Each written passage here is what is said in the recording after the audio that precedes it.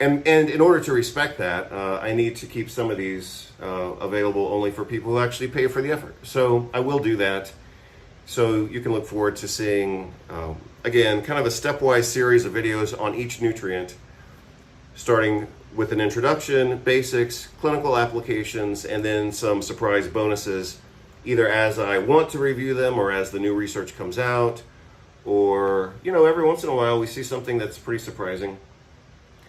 I think, for example, the use of melatonin against cancer, I think that was a surprise for most people. Again, but it's based on a misunderstanding. So the irony there is that the less we understand, the more surprises we have, because those surprises only come from the deflation or deconstruction of our own misunderstanding.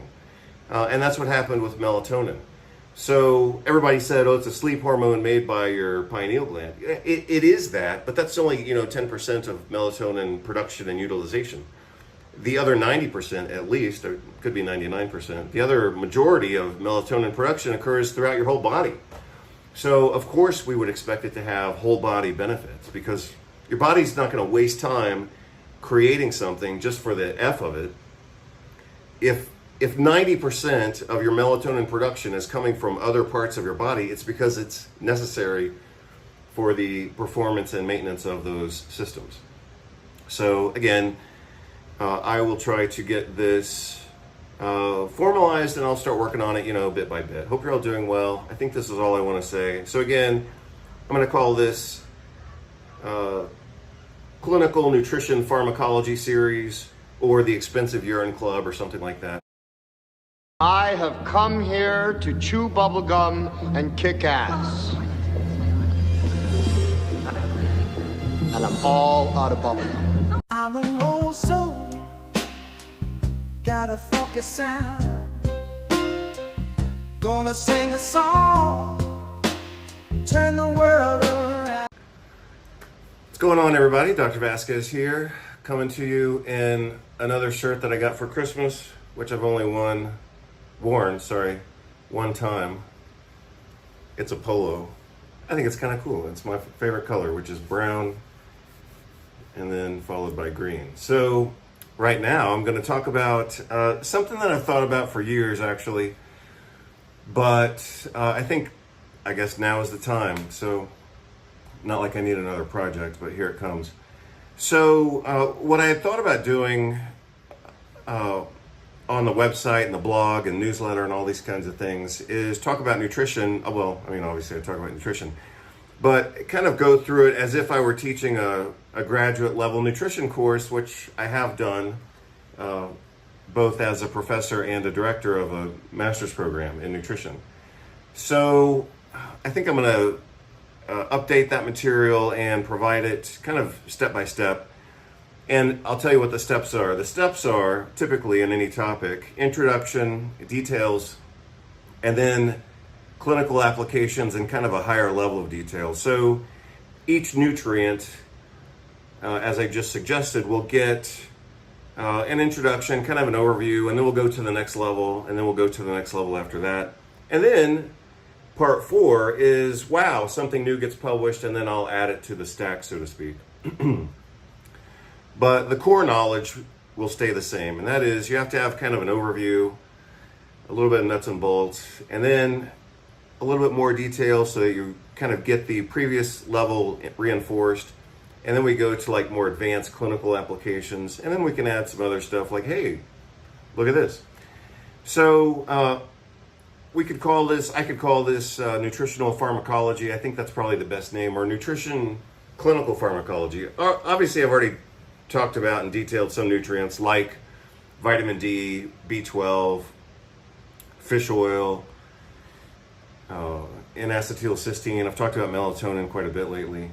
So, but again, what I think I'm going to do is do kind of a stepwise progression through the different nutrients. For me, it's pretty easy. I just need to kind of formalize it. And not do it completely spontaneously. So I'm talking about stuff that I'll actually prep and then record and then clean it up.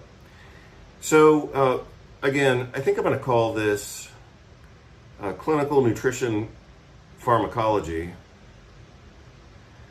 But I could also call it the Expensive Urine Club. So I saw a post the other day. I'm going to read it to you, and I'll put it on the website with this post as well. I saw this guy who claims to be a gastroenterologist, and I assume he is. But he often talks about, well, I don't know often, I don't follow him, but sometimes he talks about nutrition, and usually he's talking about stuff he doesn't know about. So he says, let's be real. So again, most medical doctors get no training in nutrition. I think most people know that. But I happen to know it on a deeper detail because I have been trained clinically in nutrition through chiropractic education and then naturopathic medicine. And I've published a lot of papers and I've given a lot of conference presentations. And then I went to medical school and we got not a single word about nutrition in 4 years of medical school. And of course, no one's going to talk about it in residency either. And I have the evidence on that. So I can show you the evidence, and I'll talk about it, probably not today, but in another post. I've organized this information in my books. That's why I have the citations. So no training in nutrition in most medical schools. A few outliers might provide a course, but in terms of introductory nutrition, basic nutrition, and then clinical nutrition, it doesn't happen in medical training, even though, medical school is hardcore 4 years, followed typically by 3 years, give or take, in hospital residency training to then get board certified. Well, it's real easy to get board certified in family medicine, internal medicine, and then go beyond that to other specialties like cardiology or gastroenterology and never have a freaking single course in clinical nutrition. Basic, let alone clinical, let alone anything advanced. So this guy again says, let me just say one more thing and then I'll read this. To me, what's amazing is not only do internal medicine residents not get any training in nutrition typically, but even gastroenterologists don't get any training in nutrition. So imagine going to medical school, going to residency training, going to specialist training to be a gastroenterologist. Your whole life is dedicated to the gastrointestinal tract. The whole purpose of the gastrointestinal tract is to receive and process nutrients and never have a single class in nutrition. So again, these are people who spend, let's say at least 7 to 10 years to be a specialist in the gastrointestinal tract, and they never have a single class in nutrition. And the whole purpose of the gastrointestinal tract is to receive and process nutrients. So anyway, this gastroenterologist says, let's be real. And I'm going to tell you why this happens. But anyway, let me go ahead and read it. Let's be real, he says, most supplements suck. The supplement aisle is a minefield of promises. Pills that pledge everything from eternal youth to superhuman strength. I mean, that's bullshit. And then he says most are expensive urine.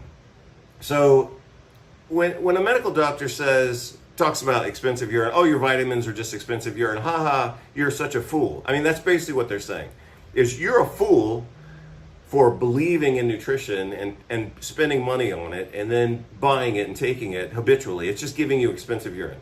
So the expensive urine quote actually comes from Victor Herbert. Victor Herbert was a medical doctor and a JD attorney, or lawyer, let's say.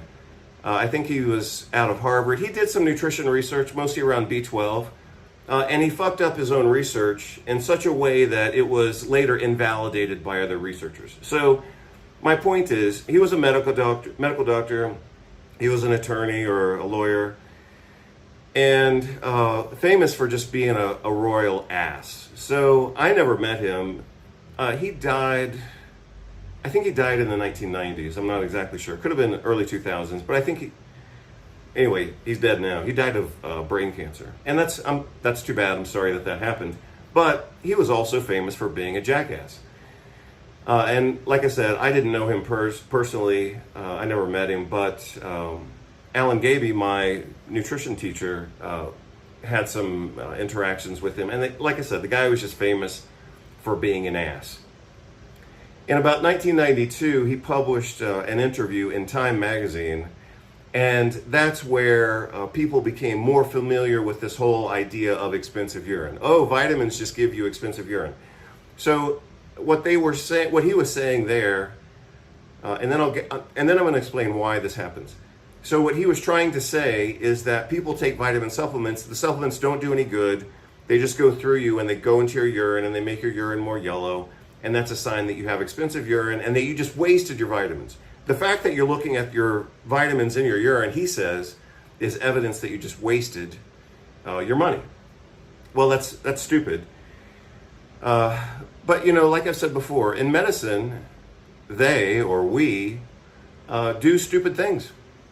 And the advantage, the personal and professional advantage, so the personal advantage to doing things that are stupid is that it saves mental effort. So for Victor Herbert, at that time anyway, but for any medical doctor to say that vitamins just give you expensive urine, that's an excuse for them to not have to study nutrition. And it makes them feel superior. So let's say you're a patient taking vitamins, and you give your doctor a urine sample, and it comes back bright orange or yellow, fluorescent because of the riboflavin in the urine. And your doctor makes a stupid comment saying, "Oh, well, you just have expensive urine." So the benefit that they receive from that is they get to feel superior to you.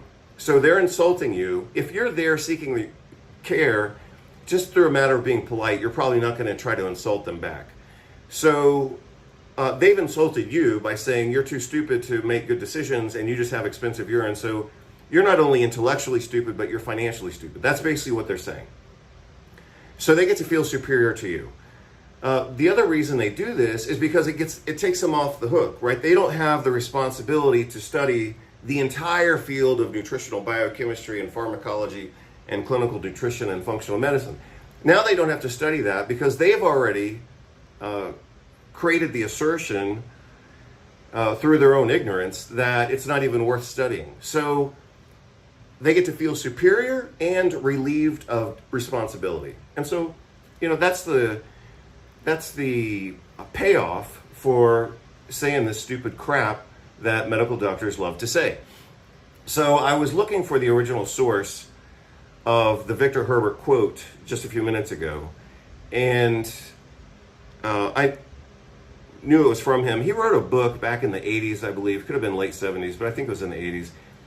Victor Herbert wrote a book called The Vitamin Pushers, and he may have actually originated his famous expensive urine quote from that book. But again, it's a logical fallacy.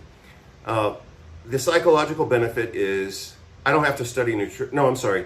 The psychological benefit is, yeah, it is that. I'm relieved of the responsibility of studying something I was never informed about.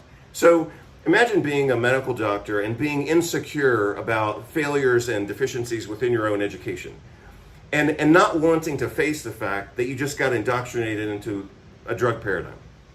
So that would suck. I mean, nobody wants to admit that. So it's just easier to say, oh, well, vitamins just give you expensive urine.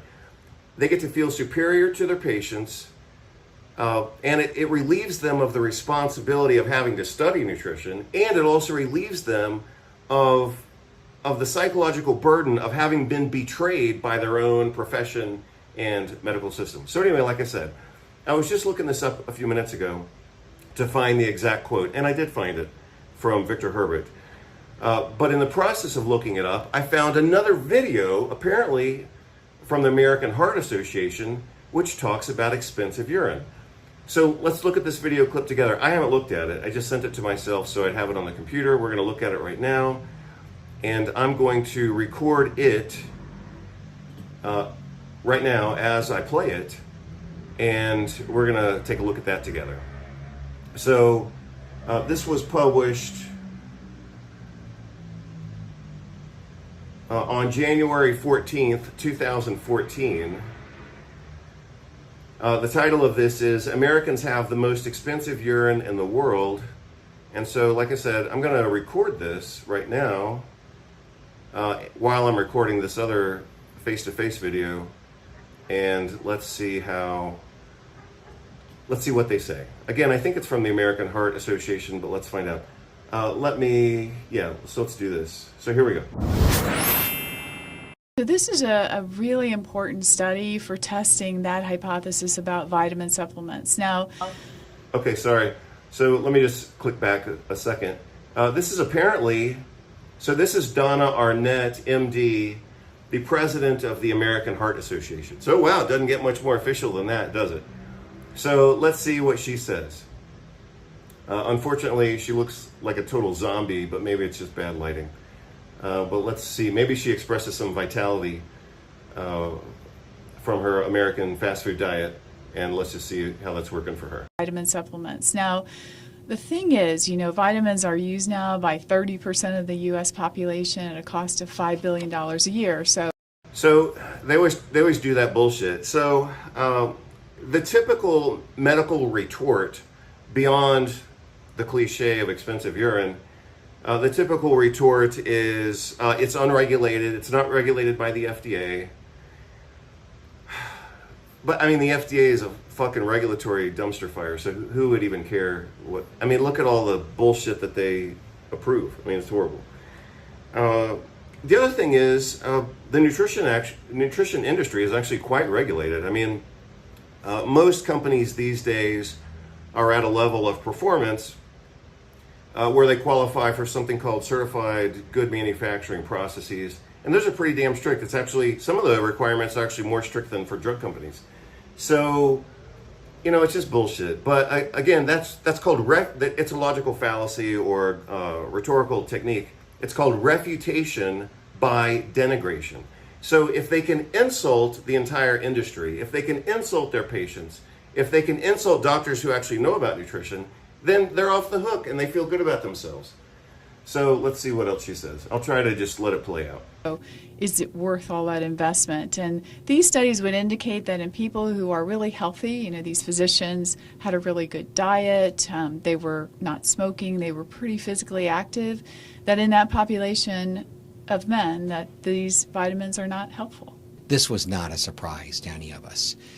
It has been said by some people that Americans have the most expensive urine in the world because all the excess vitamins that we take, we urinate out every day. People who are otherwise healthy and who eat a reasonable diet, and frankly, most Americans eat more than they need, get more vitamins than they need. Wow, that was really fucking pathetic of him. So, I mean, look at this guy. I'm trying to see what his title was. Oh, because they showed it. I'm sorry, I have to go back and look for it. Cleveland Clinic, I think they said. Chairman Cardiovascular Medicine, Cleveland Clinic. Did you catch what he just said? If you're pretty good at nutrition, you should have caught what he said. Or maybe you're just good at catching bullshit. So what he just said, you'll see how completely confused he is. I mean, it's horrible. It's horrible. I mean, like I said, I haven't seen this. I'm just you're getting my response to it. We're unboxing this right now. But what he just said, he said Americans have a great diet, which is bullshit. I mean, Americans have a diet that's illegal in other countries that's so contaminated. Even the organic food in the United States is so contaminated with pesticides.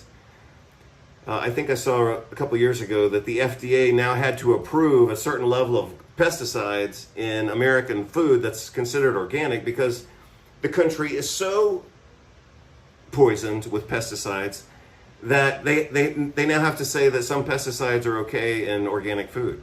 I mean, it's just horrible. So other studies have shown that 70% of the American diet is ultra-processed foods. This is corporate crap, fake food. And the fake food is getting worse. I'll show you some videos on that too. But what he just said, I mean, this is just colossally ignorant of him. But look at how happy he is. Look at how confident he is in his ignorance. So he just said that the American diet's great. I'll replay it. American diet is great, and that Americans actually eat more than they need to. No. The more that Americans eat are empty calories. He's confusing caloric. I mean, this is just colossally stupid. But this is what you would expect. So to be a cardiologist, that's 4 years of medical school, I believe 3 years of internal medicine, and then I think 2 or 3 years of additional training in cardiology. But you got to remember, medical school is no joke. Medical school is busting ass. And here's what they told us. They told us if we were sleeping more than 4 hours, we weren't studying enough. And they weren't joking. So, medical school on the calendar is 4 years, but you're really working double time, at least. So it's 4 years on the calendar, but it's at least 8 years of effort. And the same is true for residency training.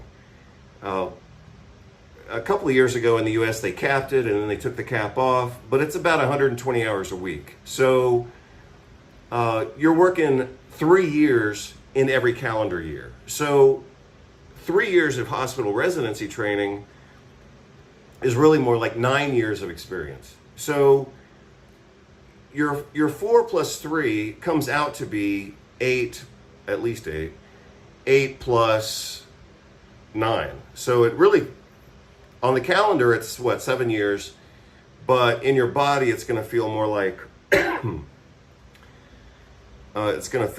16 years or something like that, 17 years. So, and then this guy, went on to cardiology. I'm sure he had to kiss a lot of butt to get this job. So look at how completely ignorant he is. He doesn't understand the difference between caloric intake and nutrient intake. That's the whole concept of nutritional density. He doesn't even understand the concept. So he just says, oh, well, if you're fat, that means you're overnourished. That's basically what he just surprised any of us.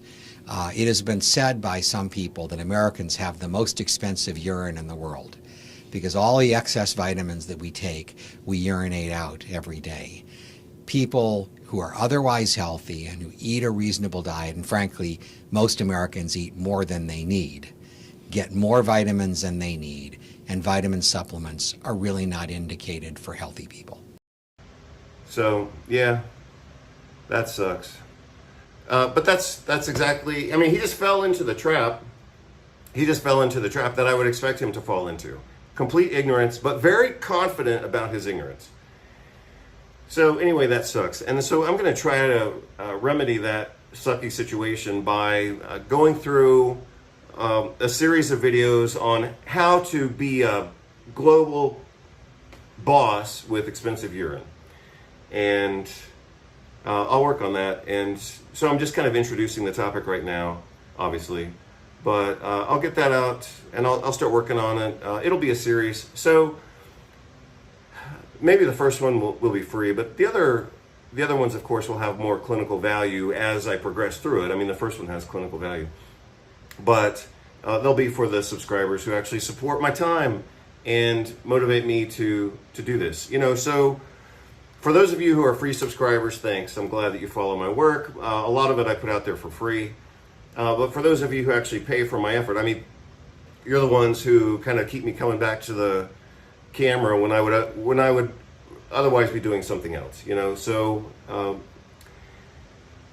and in order to respect that, I need to keep some of these available only for people who actually pay for the effort. So I will do that. So you can look forward to seeing, again, kind of a stepwise series of videos on each nutrient, starting with an introduction, basics, clinical applications, and then some surprise bonuses, either as I want to review them or as the new research comes out, or, every once in a while we see something that's pretty surprising. I think, for example, the use of melatonin against cancer, I think that was a surprise for most people. Again, but it's based on a misunderstanding. So the irony there is that the less we understand, the more surprises we have, because those surprises only come from the deflation or deconstruction of our own misunderstanding. And that's what happened with melatonin.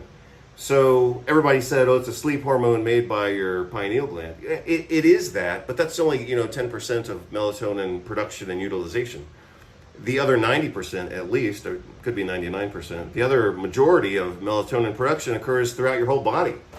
So, of course, we would expect it to have whole body benefits, because your body's not going to waste time creating something just for the F of it if if 90% of your melatonin production is coming from other parts of your body, it's because it's necessary for the performance and maintenance of those systems. So again, I will try to get this formalized, and I'll start working on it, bit by bit. Hope you're all doing well. I think this is all I want to say. So again, I'm going to call this Clinical Nutrition Pharmacology Series, or the Expensive Urine Club, or something like that. Hope you're all doing well. I'll get this video to you as soon as I can. Take care. Bye. I'm an old soul, got a funky sound. Gonna sing a song, turn the world around.